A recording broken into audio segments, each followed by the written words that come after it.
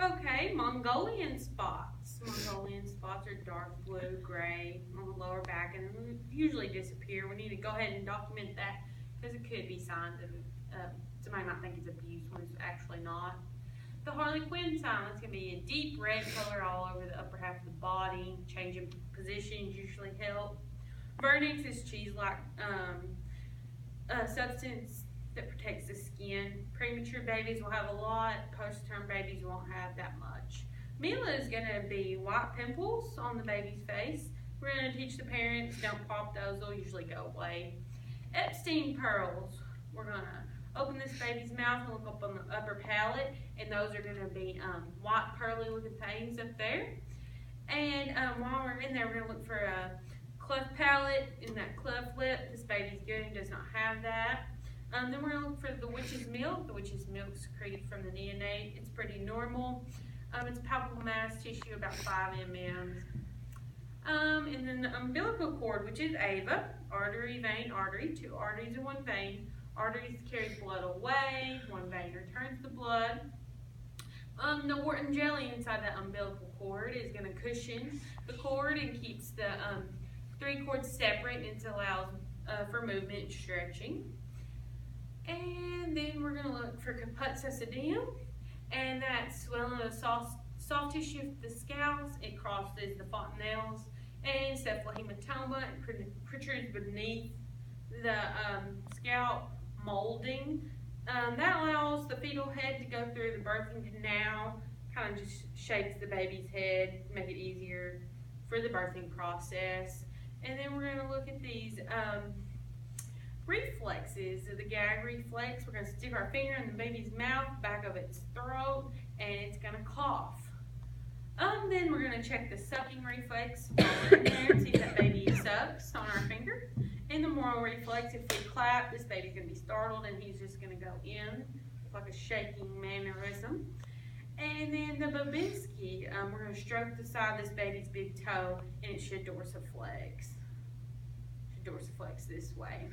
The tonic neck, we're going to turn if we turn this head to the side, then this is going to go over, and this is going to extend, and this is going to stay flex. Like this is going to go to the side that it's on, and this is going to be flex.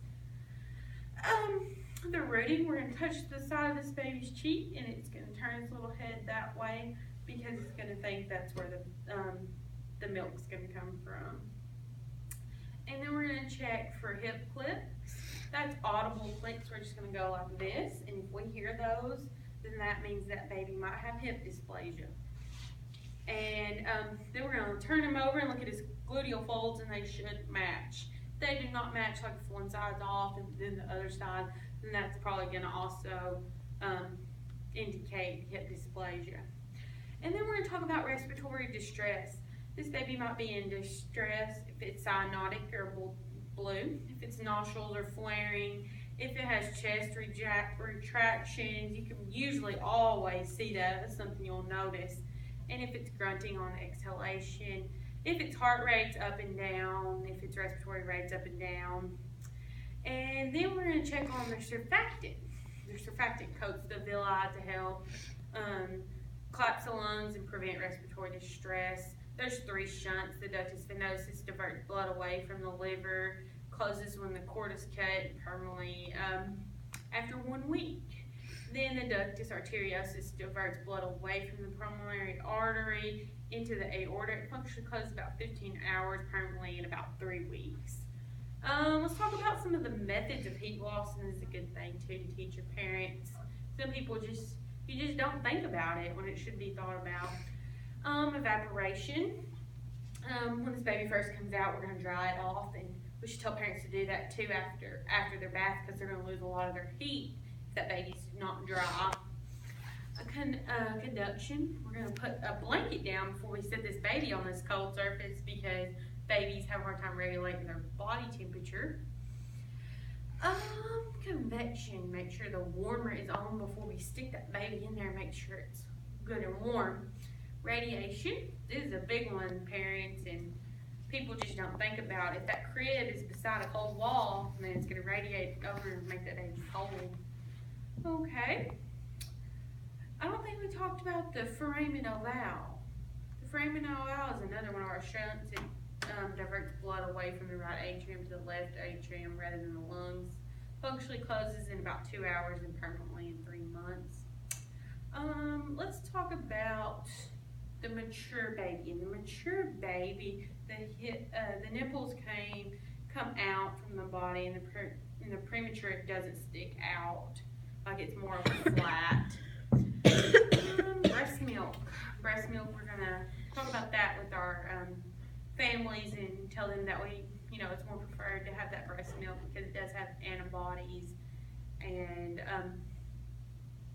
it's more beneficial and nutritional for that baby. But sometimes they can't have it for some reason. Maybe if the mother has a virus or some kind of medical condition, or if the mother's on drugs, we're going to really push that formula in. In your premature baby, you're going to see some clear and transparent skin. There's going to be a lot of vernix. And the boy's genitalia is not going to be distended. The girl genitalia, the majors are not going to cover the minors.